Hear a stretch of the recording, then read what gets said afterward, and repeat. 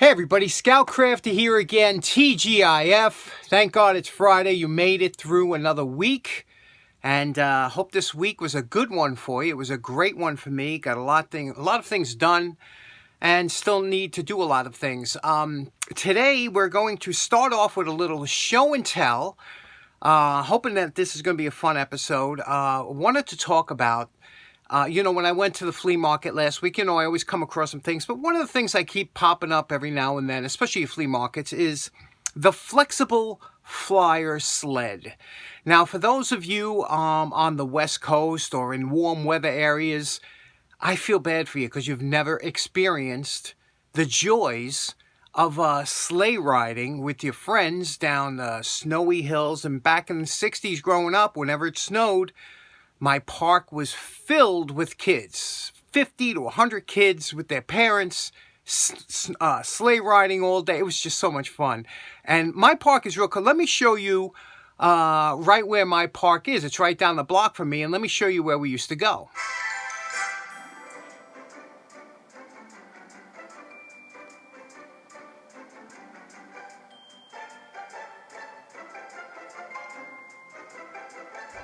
Okay, this is the Long Island Sound.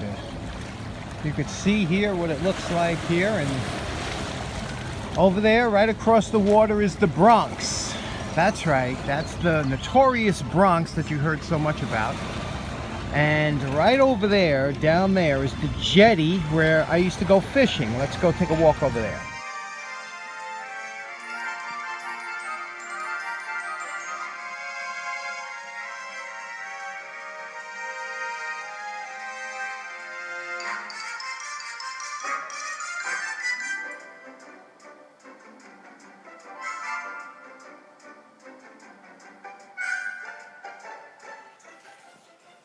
Now, this is a New York City water fountain, otherwise known as a cement petri dish.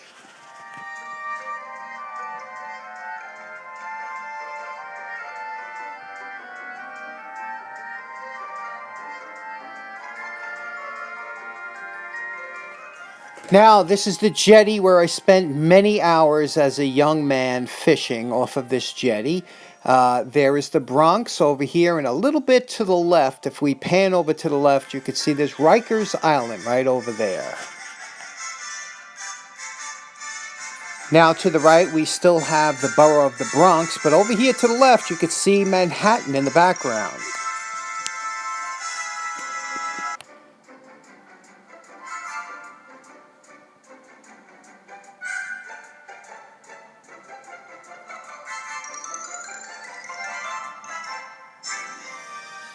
Now, this is where it all took place. This part of the park is very hilly, and you can see there's two hills. One goes down this walkway to the street, and the other one goes down this field to the baseball diamond. And back from the turn of the century all the way up to the 80s, whenever it snowed, there would be dozens of children and their parents up here sleigh riding. Now, sleigh riding goes back to the dawn of time with different models from years ago, but this gentleman here, remember his face, s.l.allen, a absolute genius. He had the s.l.allen company in Pennsylvania, formed usually called Planet Junior. He had over 300 patents, mostly farming equipment, but in the wintertime, in order to keep his workers working, he came up with another invention, and that is of the flexible flyer sled. Now, he would invent these and take these prototypes to have young men try these out until he tweaked it and got the perfect sled. Now, after getting everything just right, he patented his now famous flexible flyer sled in August of 1889, and that's the beginning of tons of joy for many of us who used that sled, taking it around and up and down hills and all over town. We would ride it doubles, we would ride triples, we would make trains by putting our feet in the front of the sled behind us, and just a joy to use for both young and old. Now, even though Sam Allen's company was notorious for making fantastic farming equipment, by the mid-40s and into the 50s and 60s, the sled part of his company took over, and he made a fortune from different types of sleds, different sizes, and he was able to maintain a great business all the way and until now. Unfortunately, some of the sleds are made overseas, but they are still produced today. With the success of Sam's company, many other manufacturers started making other different designs of sleds to try and compete at a lower price and different styles, but Flexible Flyer was right on board and also produced different styles of sleds themselves. And even there were some homemade sleds you would see pop up now and then on the slopes. Okay, here are two examples of some knockoff sleds. You can see here the one on the bottom is a Champion F56, kind of have an aeronautical theme, and you can see the construction. And the one above it here is called a rocket plane. Again, you can see the construction a little bit different, a little curvature down here in the front. Again, they're different styles, but nothing held up like the original Flexible Flyer. Now, what made these sleds so popular is the fact that you could steer them, and you could see here how the runners would bend and actually cut into the snow and ice and allow you to steer. This was such an innovation back in the 1800s and still used today. Okay, so let's fast forward to 1935. Warm weather areas, and there's a lot of time in between that isn't winter time, where maybe some of the children can enjoy the same benefits of sledding. So we'll put wheels on one of the Flyers and make it a Flexy Racer. Now, this is where it all started. I saw one of these years ago at a flea market. It was an old one. It was kind of beat up, and it was expensive. I looked them up. I did a little research. I said, man, one day I'm going to own one of those. But they were expensive, you know, at $200 to $300. It was a little bit out of my price range for one of these, but I said, that is the coolest thing ever. I've never seen one in my neighborhood. My neighborhood, we had lots of sleds, but never a Flexy Racer. Well, I was at Elephant's Trunk one day, and sure enough, I'm walking by, and I look, and then leaning against this guy's car is a beautiful condition Flexy Racer. Let me show you. And here it is, something I've wanted for a long time, and to see it in this kind of condition, an original Flexy Racer. Now you could see that the condition of this is really good, considering that these things were beat to hell, you know, because they had wheels. So you would use them and let everybody try them and beat on them. And here's what the undercarriage looks like. Now you could see here, first of all, they used oak slats. You know, these were high quality. You could see here they had free spinning. The wheels are all here. The only issue is, you know, there's a little bit of surface rust on here on the wheels. Nothing crazy. It's got all the hubcaps. A lot of times they're missing. It was missing the hand grips, which is very common because they were rubber hand grips and they would sometimes dry rot and things like that because of the hand sweat. So they would always disintegrate, fall off, or crack. I happened to get some new ones.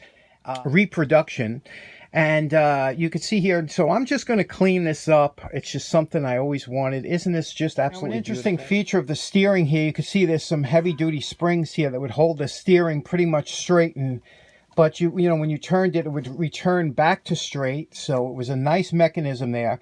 And this also had a brake. Now, how the brake worked, it's ingenious design. These are small metal tabs that hung out from the steering mechanism.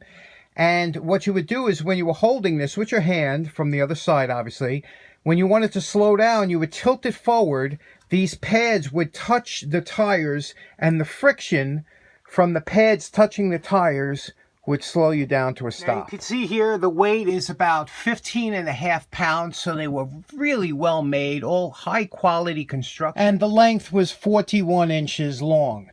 Now, what I'm going to do now is I'm going to put the grips on. Let me show you the grips. Now, these are the exact grips, the exact style. You could see the actual cutaway. It's a gentleman on eBay has the grips. I think he also has tires, a couple things for this, for people that restore them, because they do fetch big money. But what I want to do is, before I put them on here, I want to show you something here. Now, the problem, this is pressed steel. And it's fine, everything, but there's a sharp edge. You know how we're always talking about burrs and edges, you know? So there's a little bit of a sharp edge here along both sides. And, you know, that could cut into the inside of the rubber or whatever. So what I'm going to do is I'm just going to smooth down these edges, and then I'm going to slide the grips on. I'll put something over it because the raw metal, I don't want it to rust underneath the grip, although it usually don't.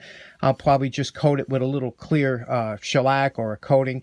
but I will take a flap sander and get rid of this burr. That's just the way I am. Okay, so now you can see we took off that little burr that was on there. It's nice and smooth, and you won't have that cutting into the grip.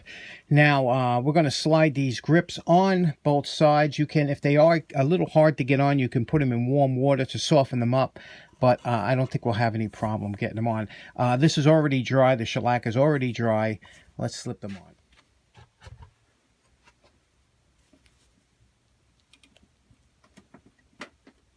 That's it. Now, and anytime you want to do a restoration of something, you got to be very careful. This is a decal on here, and this means a lot to the actual. Now, you can see here, I'm just wiping it gently with a damp cloth, and you can see the dirt that's coming up from that decal. You see that? Now, you got to do just when you want to wipe the dirt off, make sure there's no residual dirt. You don't want to kind of scrub it.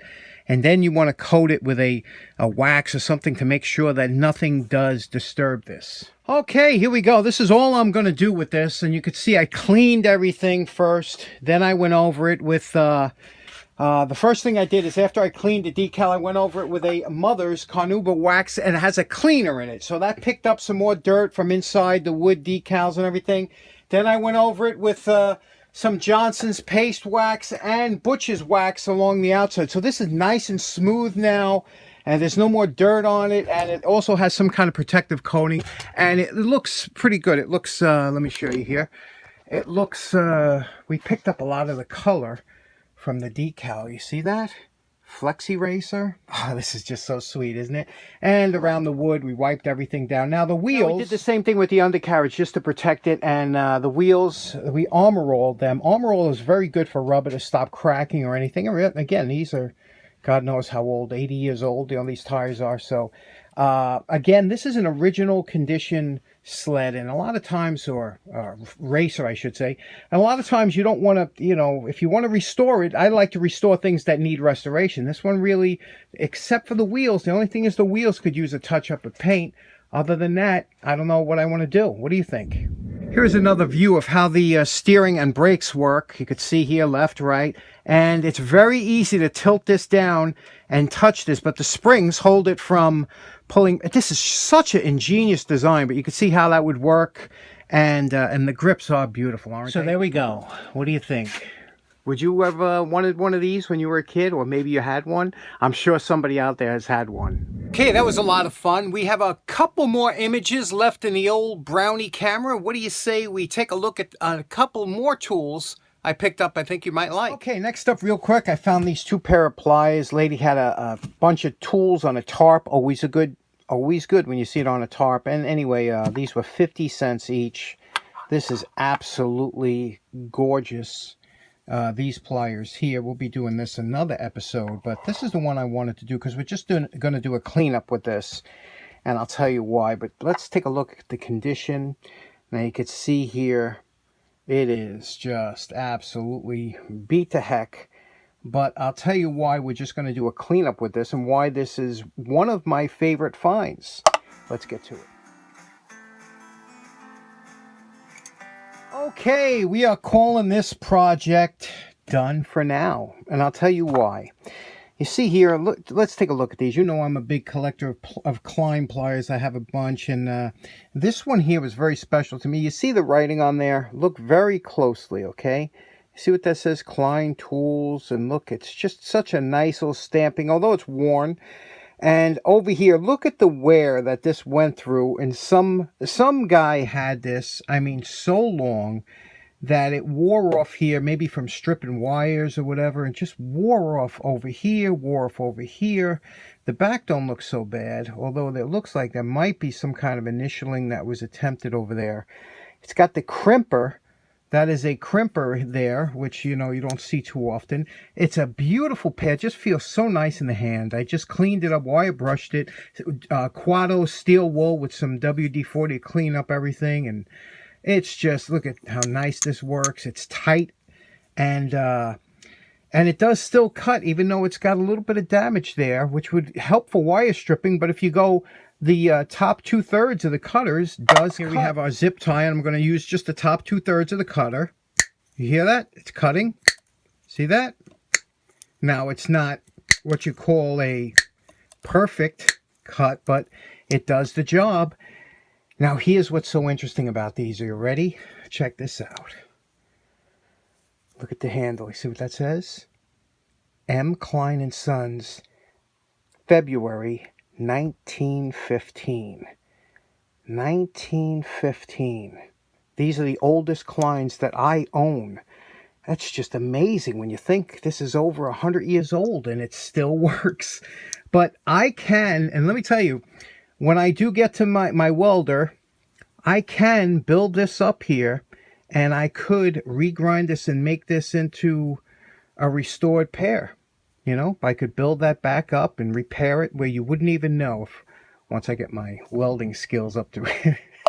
So what do you think of these? Isn't that cool? 50 cents. One of my favorite pliers, 50 cents. Okay, so that was a heck of an episode. I'll tell you, the absolute best part of this hobby for me is you could take a 50-cent pair of pliers and just have a ball with it, you know? And that other pair of pliers I will do up.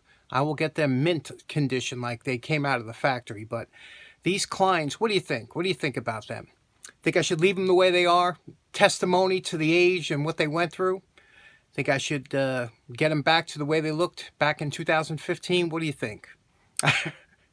Anyway, tomorrow is Zagray in Connecticut. The Zagray Farm Museum's having their show. I will be there with my red backpack. I know they're calling for rain, and but you know they screwed me a couple times, the weathermen, by saying it was going to rain, and then you know it didn't rain, or a drizzle or something, and people say, oh, there was really good. I'm going. So if you're going to go, dress accordingly. Look for the guy with the red backpack. Say hello. And I hope you have a great weekend. See you again on Monday. Take care now. Bye-bye.